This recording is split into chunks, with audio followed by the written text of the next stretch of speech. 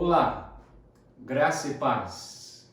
É um privilégio mais uma vez poder compartilhar com os irmãos, compartilhar com você a palavra de Deus. Quero agradecer a Deus por esse privilégio e peço desde já que você abra a sua Bíblia na primeira carta do apóstolo Paulo aos Coríntios, no capítulo 6, dando continuidade às nossas mensagens na carta do apóstolo Paulo à igreja de Corinto. Peço que você que não assistiu, não viu as mensagens anteriores, você pode assistir através do YouTube da igreja, da página da igreja, e tendo ali o privilégio de ouvir a palavra de Deus e compartilhar com outras pessoas também.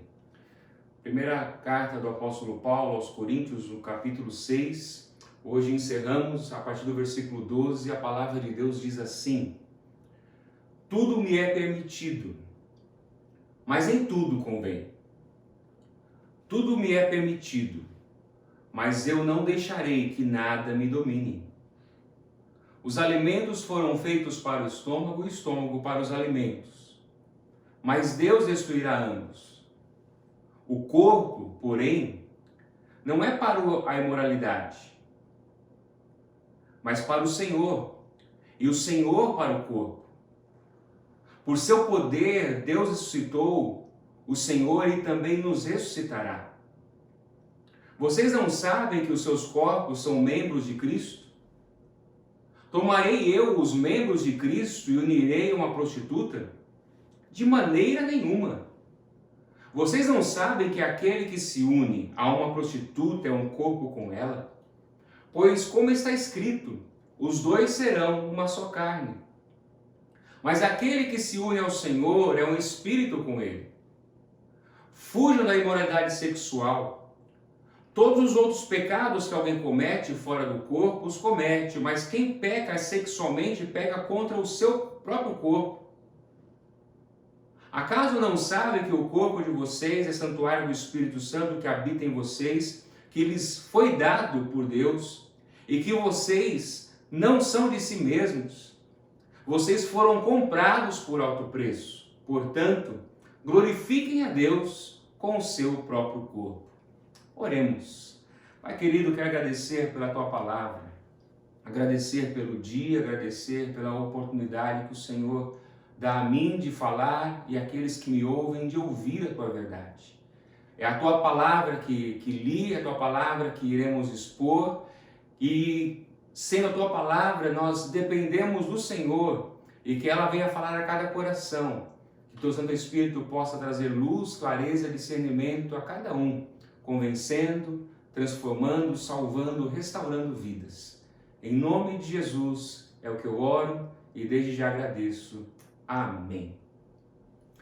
Imagine alguém da sua igreja entrando no salão de culto, indo até a frente, ou até mesmo se essa pessoa subisse até onde fica o púlpito, e ali ele começasse a se drogar, começasse a usar drogas ali mesmo, ou talvez fosse em direção às paredes ou em direção ao púlpito, e começasse a pichar ali palavras ou desenhos obscenos.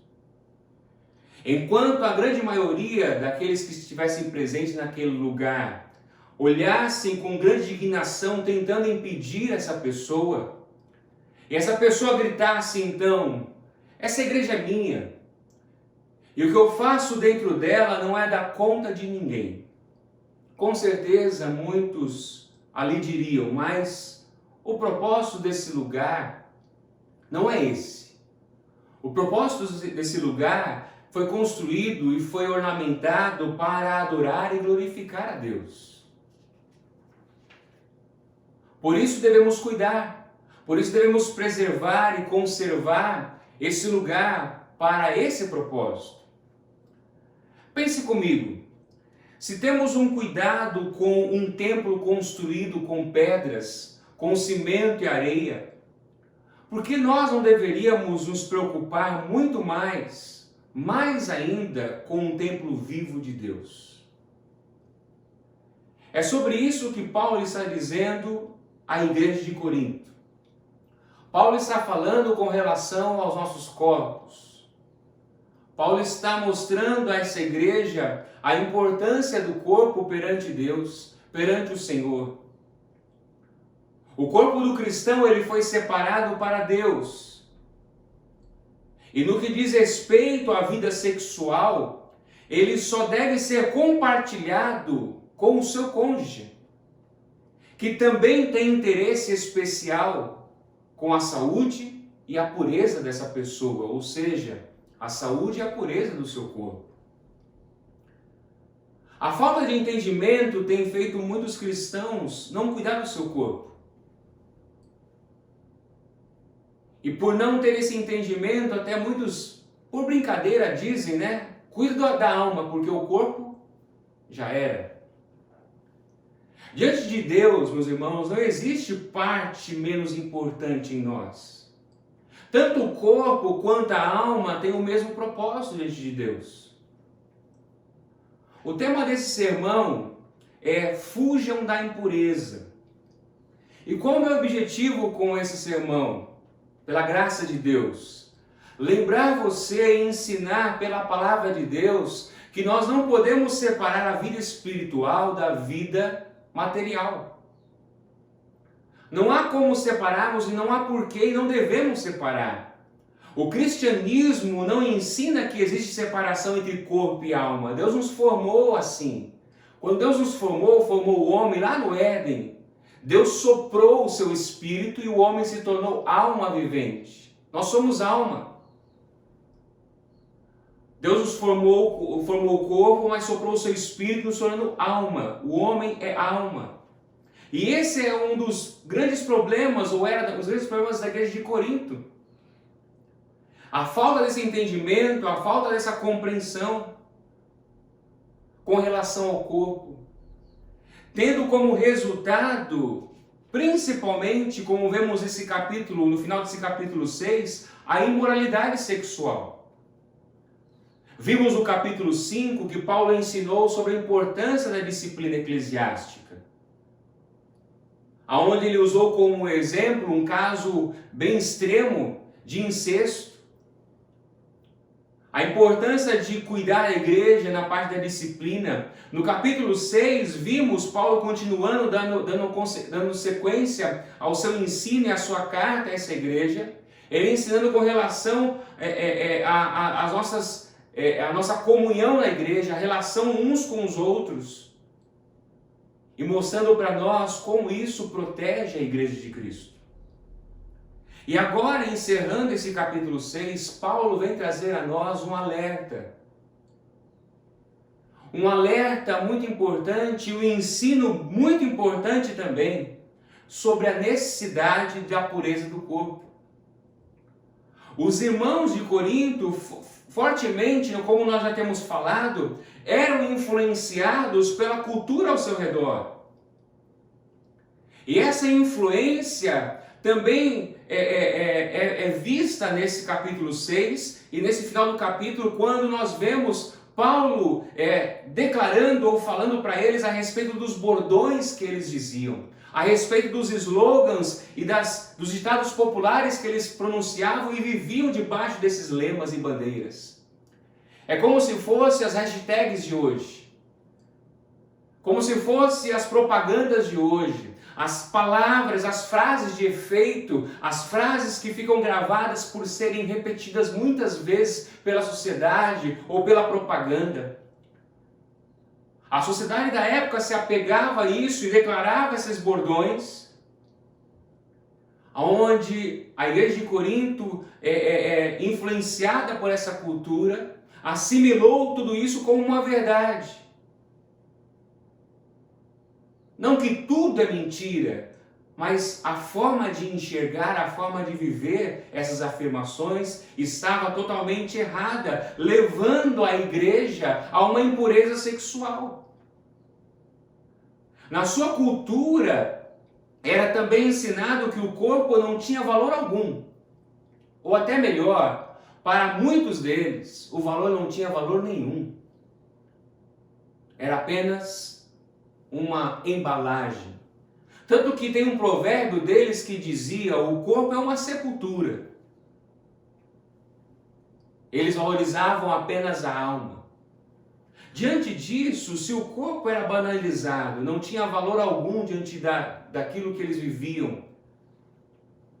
Um dos resultados, com certeza, para muitos, era dar ao corpo toda a liberdade para satisfazer as fantasias que cada um quisesse.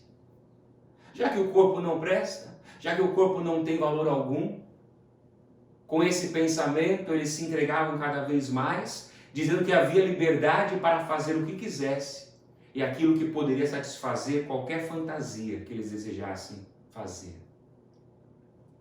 E foi justamente nesse ponto que a igreja de Corinto se apegou também.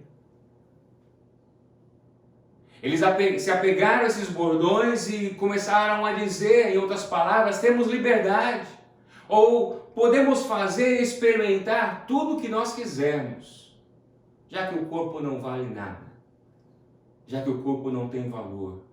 O importante é cuidar da alma. Mas alguém pode perguntar, mas o Evangelho não ensina ou não prega a respeito da liberdade? O próprio apóstolo Paulo vai falar sobre liberdade em Gálatas. A igreja de Gálatas foi para a liberdade que Cristo te libertou, vos libertou. Sim, somos libertos e temos liberdade em Cristo.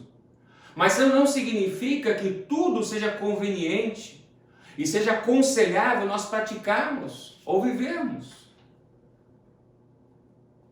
O primeiro bordão que Paulo traz aqui, de 2 bordões que ele cita, é no versículo 12, tudo me é permitido. E quando nós olhamos esse bordão, esse lema, esse slogan deles, não parece muito diferente dos nossos dias. Quando olhamos os bordões de hoje, os slogans de hoje, as propagandas de hoje, as frases de efeito de hoje, são parecidas. E na verdade não mudou muito no século passado, século 20, 19 e outros séculos. O homem sempre está inventando, está colocando frases ou palavras para se apegar, verdades deles, para se apegar e viver. Bordões de hoje, por exemplo, se você tem vontade, faça. Até uma marca famosa diz, simplesmente faça. Outros dizem, se não tiver vontade, não faça. E um bordão muito mais vivo em nossos dias é, meu corpo, minhas regras. Diante disso, Paulo precisou então trazer um alerta a essa igreja. Paulo precisou trazer um alerta a esses irmãos. E dizendo para eles, em outras palavras, vocês estão levantando essa bandeira de que tudo é permitido. Vocês, além de levantar essa bandeira que tudo é permitido como o mundo vive, vocês estão se colocando debaixo dessa bandeira. O ponto é que Paulo, ao afirmar, ou ao declarar, ou lembrar esses bordões, ele vai colocar nas 3 vezes que ele cita os bordões, ele vai colocar um mas, ou seja, mas, contudo, porém, todavia. Olha só que o versículo 12 ele vai dizer, tudo me é permitido, vocês dizem, mas nem tudo convém. Mas nem tudo convém. Vocês dizem, tudo me é permitido, mas eu não deixarei que nada me domine. Tanto a cultura quanto os irmãos da igreja estavam vivendo debaixo dessas afirmações. Somos livres. Podemos fazer o que quiser. Aquilo que nós desejarmos, vamos fazer porque somos livres. Temos liberdade para isso. Eles estavam usando a liberdade, ou da liberdade, para viver uma vida de imoralidade. Para viver uma vida de impureza, de libertinagem. E quantos não estão vivendo assim dessa forma também? E sem perceber, acredito eu, ou quero acreditar, sem perceber, estavam se tornando cada dia mais escravo da sua própria liberdade. E quantos estão se tornando e são escravos da sua própria liberdade? Porque não basta nós dizermos que somos livres. Precisamos ser livres. Alguém já escreveu a respeito disso dizendo: o homem que precisa expressar a sua liberdade está escravizado à necessidade de provar que é um homem livre.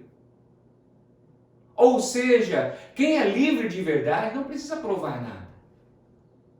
Mas quem precisa ficar provando a cada dia que é livre, que está em liberdade, é sinal que está escravo da sua própria liberdade, daquilo que ele se colocou como liberdade. E Paulo vem dizer a essa igreja: mas em tudo me convém. Tudo me é permitido, mas eu não deixarei que nada me domine. Em outras palavras, eu não deixarei que nada controle a minha vida. E creio aqui que Paulo estava pensando a respeito de si mesmo. Nem eu mesmo vou me controlar, porque ele havia dito já que ele não julgava a si mesmo. Ele está dizendo: nada vai me controlar, não deixarei que nada me controle, nem eu mesmo, nada neste mundo, a não ser Jesus Cristo e a não ser o Espírito Santo de Deus. Meus irmãos, quantos estão sendo escravos de tantas coisas, e coisas boas muitas vezes. É muito fácil sermos escravos das coisas boas também, do nosso lazer, nosso passatempo, da prática de um esporte e de tantas coisas parecidas com essas. E se nós nos tornamos escravos de coisas boas, é que na verdade nós não estamos usufruindo dessas coisas boas da forma correta. Não é que não devemos praticar esporte, ou ter lazer, ou passatempo, ou férias, por exemplo. Não é isso que eu estou querendo dizer.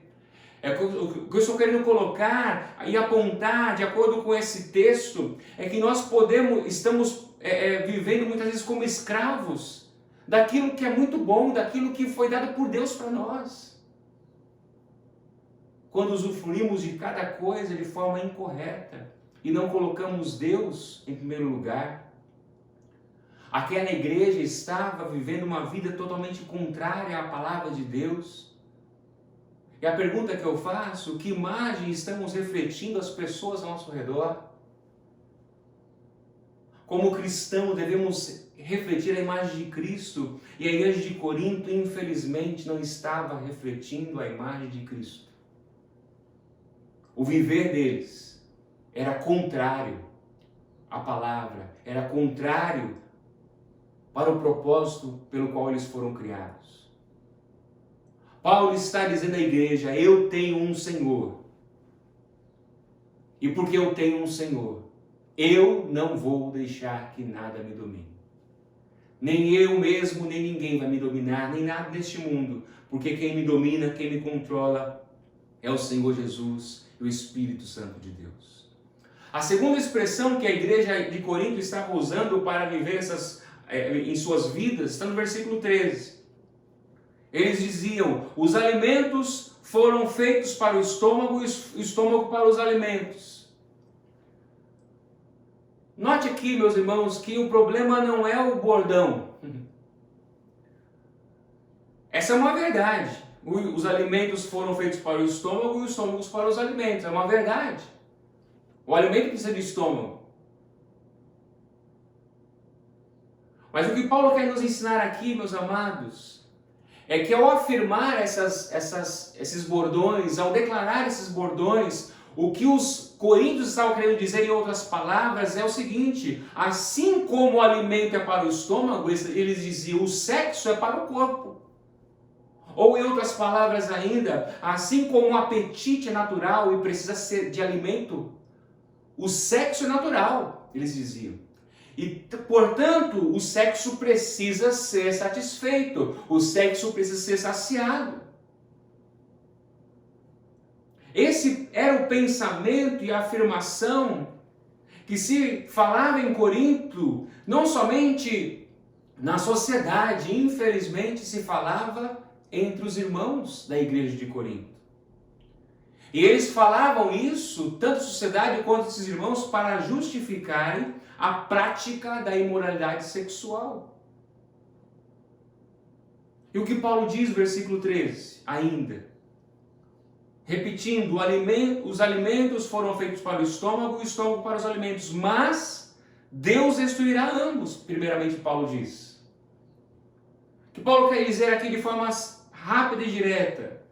Paulo está alertando: Deus trará julgamento, Deus trará juízo. Meus irmãos, o sexo é uma bênção, como também ele pode ser uma maldição para nós. Ele é tanto bênção como maldição.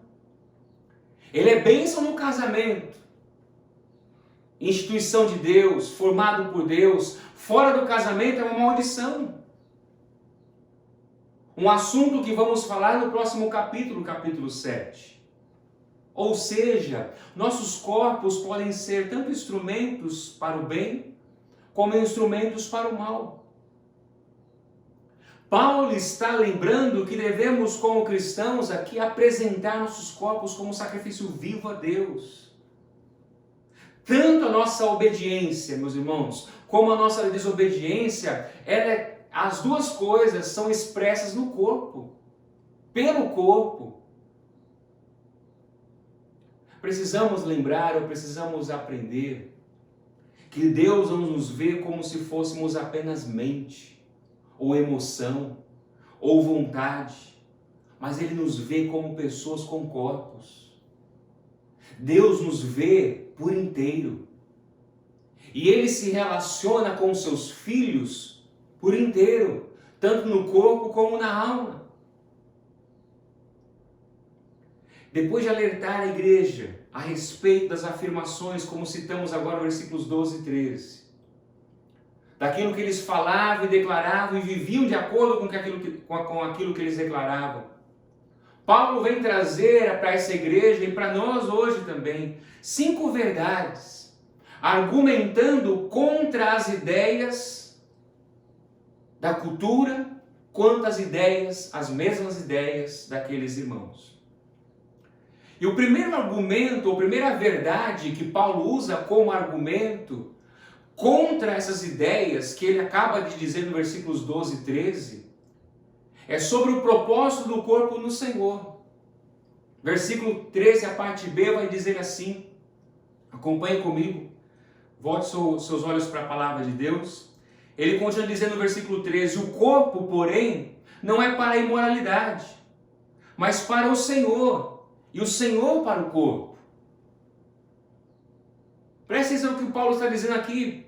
Depois de afirmar o que eles afirmavam, escrever o que eles afirmavam, Paulo vai dizer o que realmente deve acontecer com eles, ou como eles devem viver.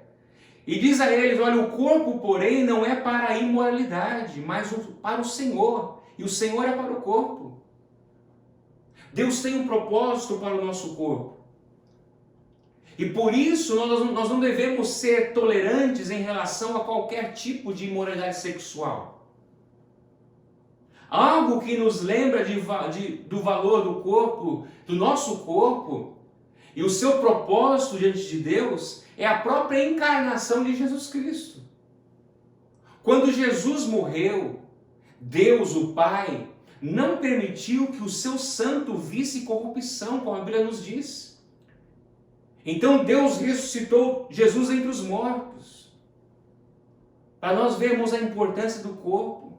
Se o corpo não valesse nada, por que Jesus ressuscitaria no mesmo corpo? É importante notar, meus irmãos, que a morte não é o fim do propósito divino para nossos corpos. Alguém já disse a respeito desse trecho que o corpo é para Cristo, para pertencer a Ele, para servir a Ele. O seu corpo como cristão é para servir a Deus, é para servir o Senhor. E a pergunta que eu faço a você, você tem servido a Jesus com o seu corpo? Qual o propósito do seu corpo, como diz a palavra? Servir a Deus, servir o Senhor.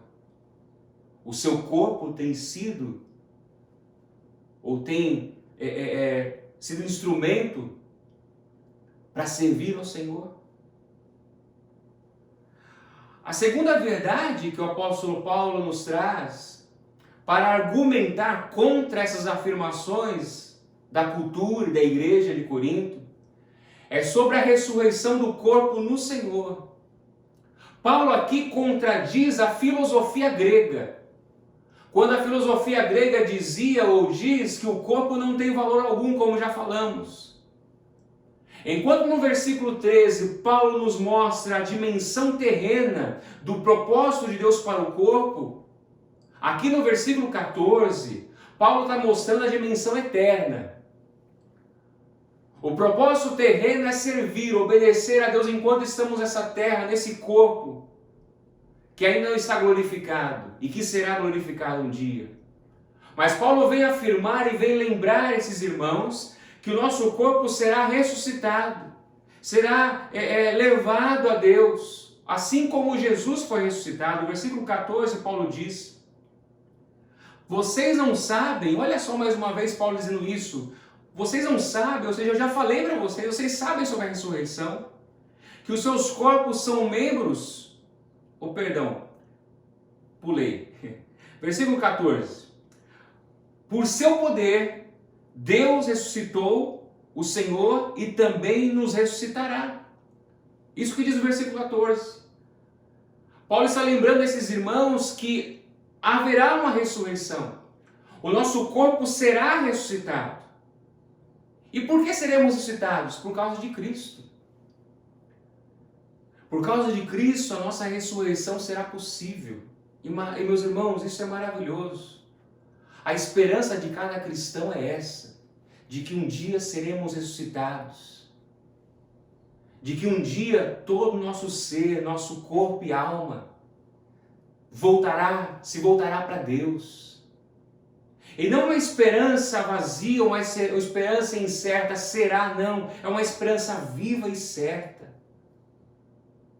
Esse tema é um tema que será muito mais falado por Paulo no capítulo 15, e que espero chegarmos até lá no tempo breve. Mas vamos para a terceira verdade. A terceira verdade que Paulo nos traz nesse texto, argumentando contra as afirmações da cultura, as afirmações dos irmãos em Corinto, é sobre a interação do corpo com o Senhor, ou seja, sobre a comunicação, a ligação que o cristão tem com o próprio Senhor Jesus. E meus amados, que verdade maravilhosa é essa? Mas ao mesmo tempo que é uma verdade maravilhosa, é um alerta para nós. E por que eu digo verdade maravilhosa? Olha o que diz o versículo 15, agora sim, versículo 15, a parte A. Vocês não sabem que os seus corpos são membros de Cristo? Com certeza, Paulo já havia falado a respeito disso. Não é à toa que ele pergunta, vocês não sabem? Uma pergunta retórica, que eles já sabiam a resposta. Vocês já sabem sim. Vocês não sabem que vocês pertencem. Ou seja, o corpo humano, o corpo de cada cristão, ele de forma maravilhosa, é a afirmação da palavra de Deus. Nós estamos ligados ao próprio Senhor Jesus. Isso é maravilhoso. Que privilégio é o nosso. Além de sermos criados por Deus, estamos ligados a Jesus Cristo. E a palavra que Paulo usa aqui é de colado, é de conectado com Ele. Pela graça, não é por nenhum merecimento nosso, mas é pelo merecimento e pelos méritos de Cristo que estamos ligados a Ele mesmo. Nós pertencemos a Ele. Mas Paulo também traz um alerta nesses versículos de 15 a 17. Ele continua dizendo no versículo 15, então tomarei eu os membros de Cristo, depois ele perguntar, e unirei a uma prostituta? Ele responde, de maneira nenhuma. Como isso é possível? Se somos de Cristo e o nosso corpo está ligado a Ele, como podemos unir, Paulo está perguntando, nosso corpo a uma prostituta? Isso seria no mínimo uma blasfêmia. Se nós pertencemos a Cristo, estamos ligados a Cristo, Paulo está dizendo, então eu vou unir os membros de Cristo a uma prostituta? E aqui, meus amados, algo importante a entendermos. Não parece que o objetivo de Paulo no versículo 15 e 16 é dizer que impuro seria apenas se deitar com uma prostituta? Porque se deitar de outras formas, como podemos ver em outros textos, também é impuro. Tudo que é fora do casamento, como falamos há pouco. Mas é preciso notar que Paulo está lembrando e apontando para uma única relação sexual que Deus abençoa. Quando ele fala sobre a prostituta, quando ele fala sobre se deitar com a prostituta, se unir à prostituta, ele lembra também do casamento, quando ele fala no versículo 16, está escrito. Está escrito o quê? Olha só o que o versículo 16 diz: os dois serão uma só carne, lembrando das palavras de Gênesis. E das palavras do próprio Senhor Jesus, que repete nos evangelhos. O próprio Paulo fala sobre uma união de Cristo com a igreja, usando a ilustração do casamento. Portanto, meus amados, ele poderia fazer a mesma pergunta usando outras figuras. Paulo poderia, por exemplo, no versículo 16, dizer assim mais ou menos, perguntar: vocês não sabem que aquele que se une à vizinha da rua é um corpo com ela? Ou vocês não sabem que aquela que se une ao amigo da escola é um corpo com ele? Ou vocês não sabem que aquele que se une à sua namorada ou seu namorado é um corpo com ele ou com ela? Paulo está usando aqui a figura da prostituta, sim. E quando ele diz aquele, ele usa aquele no masculino, é porque em Corinto os homens tinham a tendência dessa prática. A tendência maior era dos homens. Não que ele está excluindo as mulheres, de não alertá-las e não de ensiná-las. Não. E quando ele usa a prostituta, ele está usando a prostituta porque naquele tempo, naquela cultura, o maior problema era com as prostitutas cultuais. Prostituir-se naqueles dias era como um culto aos deuses deles. Agora, meus amados, prestem atenção. Se o sexo abençoado por Deus está dentro do casamento, e está apenas dentro do casamento, e fora do casamento é um ato imoral, é um pecado contra Deus, um pecado contra o corpo e, portanto, contra Deus. E assim estaremos manchando o que pertence ao Senhor, que é o nosso corpo. Quanto mais outras formas de relação sexual, deveríamos estar alertas. Cito apenas duas: sexo com animais, sexo com pessoas do mesmo sexo. É algo que precisamos estar alertas. É algo que precisamos avaliar e perguntar para nós como temos vivido. Se somos de Cristo, estamos ligados a Ele, como temos vivido. E Paulo afirma no versículo 17, encerrando esse trecho: mas aquele que se une ao Senhor é o Espírito com Ele. O cristão é um com o Senhor. E isso é maravilhoso, como falamos já. Portanto, meus irmãos, todo cristão, ele deve procurar viver uma vida conforme a palavra de Deus. A nossa vida deve ser vivida à semelhança da vida terrena de Jesus Cristo. Assim como ele viveu nessa terra, não vamos ser iguais a ele. Porque ele é perfeito, ele foi perfeito na sua vida terrena. Mas precisamos imitá-lo, precisamos procurar viver conforme ele, porque pela graça de Deus a cada dia somos formados à imagem dele. Você é um cristão?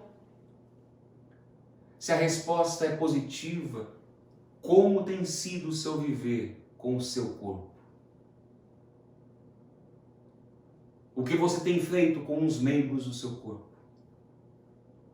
O que você tem feito com a sua vida, com o seu corpo, que pertence a Cristo? A quarta verdade que Paulo nos traz, argumentando contra as ideias da cultura e contra as ideias daqueles irmãos é sobre a habitação do corpo pelo Senhor. A quarta verdade que Paulo usa está no versículo 19. Ele diz: acaso não sabem que o corpo de vocês é santuário do Espírito Santo que habita em vocês? Que lhes foi dado por Deus e que vocês não são de si mesmos. Meus irmãos, o nosso corpo não é uma carcaça, como muitos pensam. O nosso corpo não é algo descartável, onde usamos de qualquer jeito, e quando cansamos ou quando chega ao fim jogamos fora e ele não presta para nada mais. Não é assim que Deus vê nossos corpos. Somos criação de Deus. E Paulo diz algo maravilhoso aqui: Deus nos concedeu, ou concedeu a cada cristão a graça.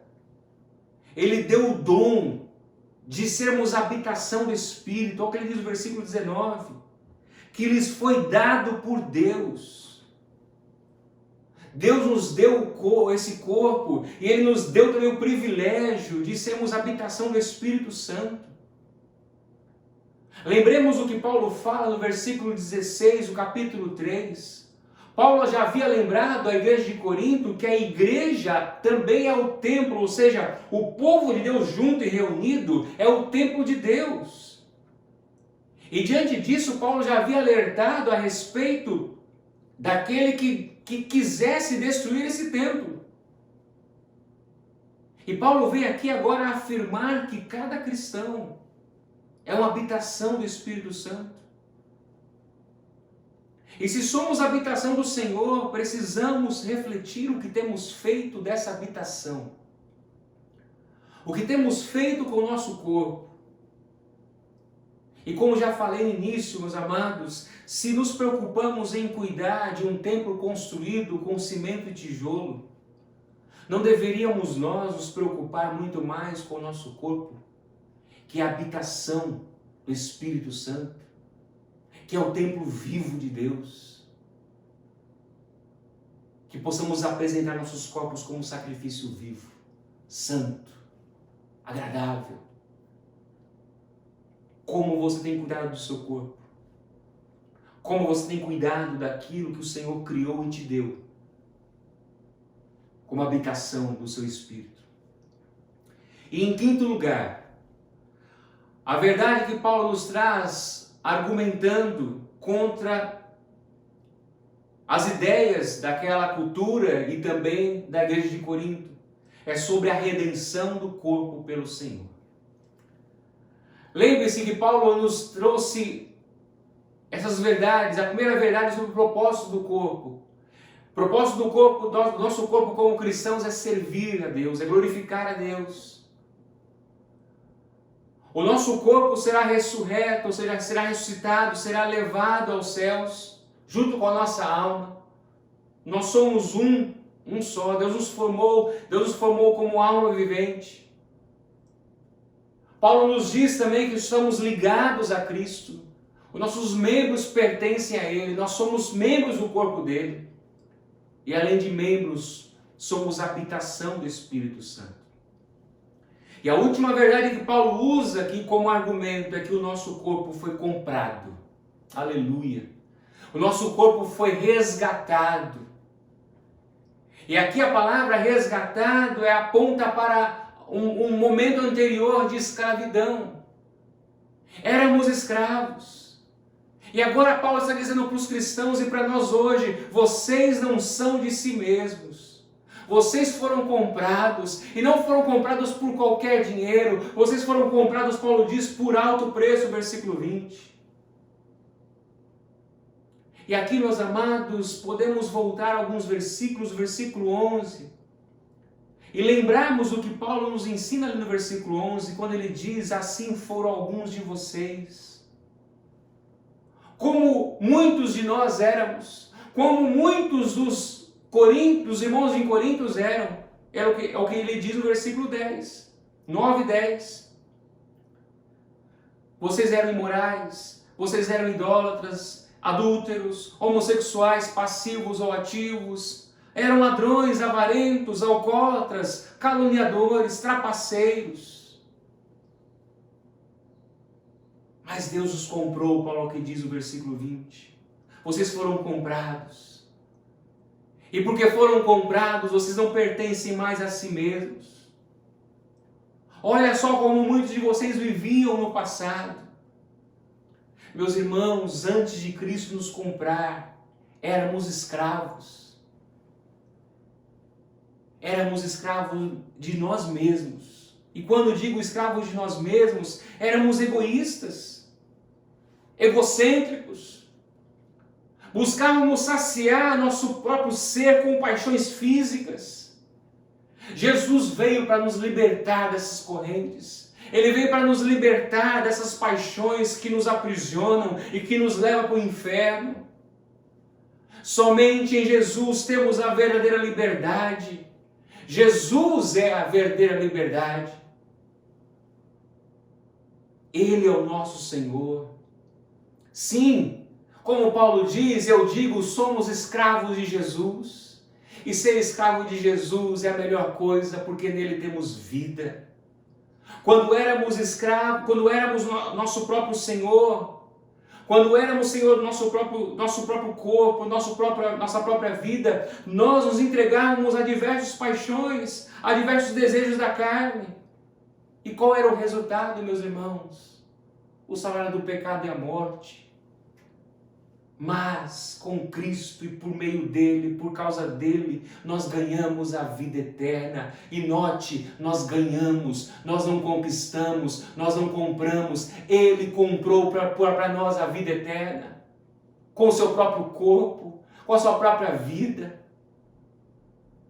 Jesus é a razão porque hoje temos vida e podemos ter vida e vida eterna. E olha o detalhe também importante do versículo 20, vocês foram comprados, ou seja, Paulo está mostrando passado, já aconteceu e é verdade, é real hoje nas suas vidas. Vocês foram comprados, ou seja, vocês já pertencem a Jesus, não pertencem a si mesmos.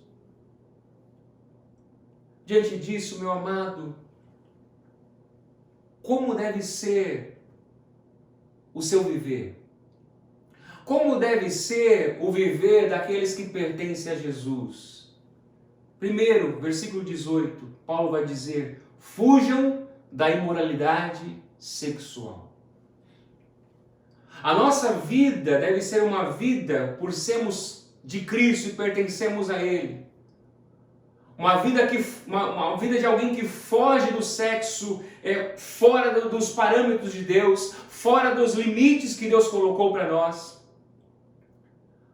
Lutarmos contra a imoralidade, contra a impureza sexual.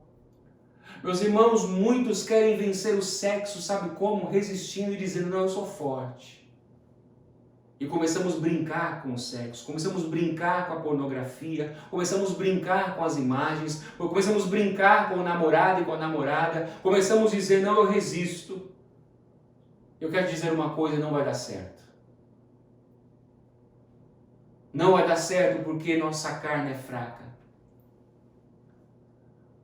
Nós estamos livres da condenação do pecado e não da presença do pecado. Jesus não nos ensinou isso. Os apóstolos, a palavra de Deus nos ensina a resistir o diabo, não resistir o sexo. Com o sexo não se brinca.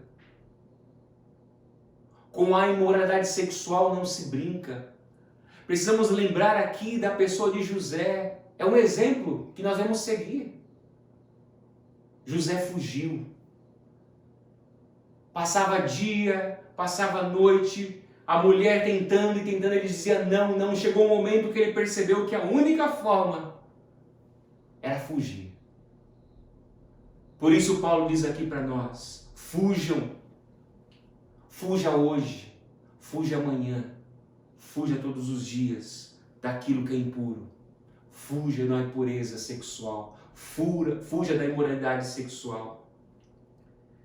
E em segundo lugar, como deve viver aqueles que pertencem a Jesus? glorificando a Deus. Versículo 20, o finalzinho diz: glorifiquem a Deus com o seu próprio corpo, ou no seu próprio corpo. E a pergunta que eu faço para você: você tem glorificado a Deus no seu corpo? Deus tem sido glorificado no seu corpo, no seu viver? Quando você está sozinho, quando você está em quatro paredes, no carro, no veículo, com a namorada, com o namorado, Deus tem sido glorificado na sua vida. E eu digo a você, cristão,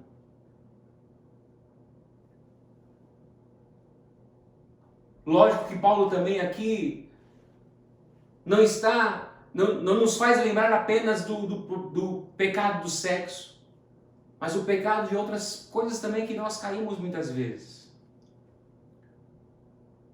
Muitos são dominados pela comida, pela bebida e por tantos outros pecados. Que você possa dizer como Paulo, no início, como ele diz: eu não vou me deixar dominar por nada. Que possamos glorificar o nome de Deus.